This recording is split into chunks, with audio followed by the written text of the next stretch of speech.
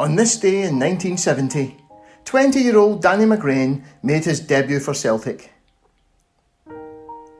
With Celtic already qualified from their League Cup section, Danny McGrain was added to the pool for the match against Dundee United at Tannadice on the 25th of August 1970, and on the day of the match, the Evening Times described him as one of the most consistent players in the Celtic second string.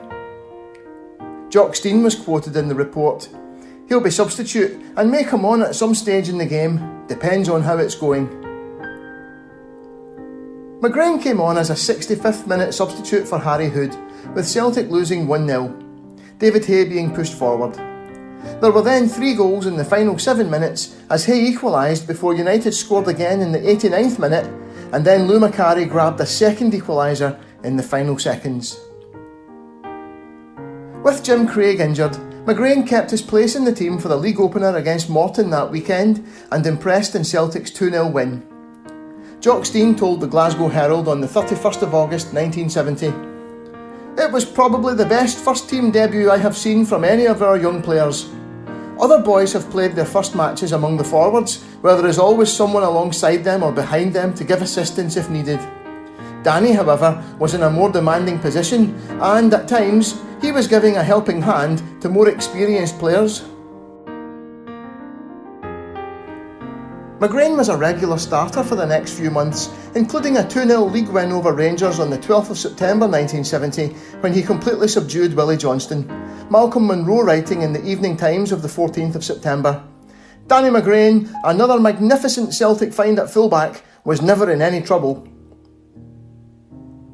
As he so often did with young players breaking into the team, Jock Stein took McGrain out of the front line as the winter set in, and it would be the following season before he would be seen in the first team again. And then his progress was brought to a shuddering halt by the fractured skull suffered in a match at Brockville in March 1972. Showing amazing resilience and courage, McGrain returned in August 1972 as good as ever, and over the next 2 seasons cemented a place in the Scotland team. With pace to burn, a ferocious tackler and a superb reader of the game, McGrain gave few opposition attackers a sniff of the ball, and his lung-busting overlapping runs and brilliant distribution made him a potent attacking threat. After his stellar performances at the 1974 World Cup, he was regarded as one of, if not the best fullbacks in the world. The hugely respected sports journalist Hugh McIlvanney wrote of McGrain, "Anybody who saw him at his best had the unmistakable impression of watching a great player, probably one who had no superior anywhere in the world." While still in West Germany with the Scotland squad, McGrain faced what was to be the second great threat to his career when he was struck down with what turned out to be diabetes. But typically, he faced this down and became a great role model for others who have to live with the condition, and for the next 3 years continued to star for club and country and had South American reporters raving over his performances in Scotland's tour of the continent in the summer of 1977. Season 1977-78 was an utter disaster for Celtic, and one of the main reasons for this was the mystery ankle injury McGrain suffered in a 3-1 win over Hibernian on the 1st of October. He was sent to several specialists who failed to identify the problem, which kept him out of football for over a year and caused him to miss the 1978 World Cup, where he was so badly needed. After a couple of tentative appearances late in 1978, McGrain finally returned permanently in the Scottish Cup third-round tie against Montrose on the 31st of January 1979. He drove Celtic on to the incredible climax of that season as 10 men won the league with a 4-2 win over Rangers on the 21st of May 1979.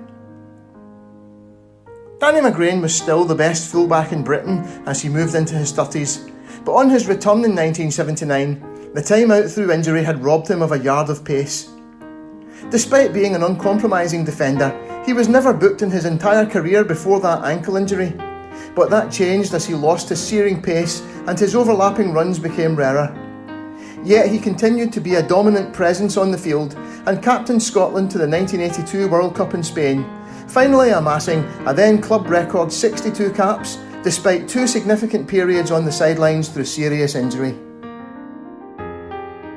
Danny McGrain remained club captain until he was released in May 1987, and won a total of 9 league titles, 5 Scottish Cups and 2 League Cups.